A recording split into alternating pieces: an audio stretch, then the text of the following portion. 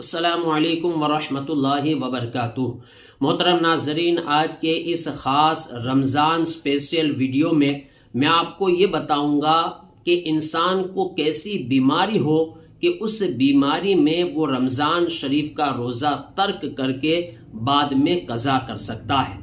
تو محترم ناظرین، آج کل دیکھا جاتا ہے کہ لوگ معمولی بیماری جیسے نزلہ، زکام، بخار یا درد سر کی وجہ سے روزوں کو چھوڑ دیتے ہیں۔ ایسا ہرگز نہیں کرنا چاہیے، کیونکہ اگر کوئی کسی صحیح شرعی مجبوری کے بغیر روزہ رمضان کو ترک کر دیتا ہے، بعد میں اگر وہ پوری زندگی اس کی قضا کے لیے روزہ رکھتا رہے، پھر بھی اس ایک چھوڑے ہوئے روزے کی فضیلت کو وہ نہیں پا سکتا۔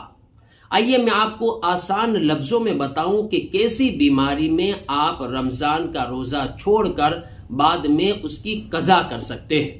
تو حضرات، کوئی بھی ایسا شخص جو سخت بیمار ہو اور اگر وہ روزہ رکھے گا تو اس کی بیماری، اس کا مرض بڑھ جائے گا یا اس بیماری سے شفا پانے میں دیر ہونے کا غالب گمان ہو، صرف گمان نہیں چلے گا، غالب گمان ہو، تو ایسی صورت میں کوئی بھی شخص جو سخت بیمار ہے وہ روزہ چھوڑ سکتا ہے اور بعد میں اس کو رکھ کر اس کی قضا کر سکتا ہے۔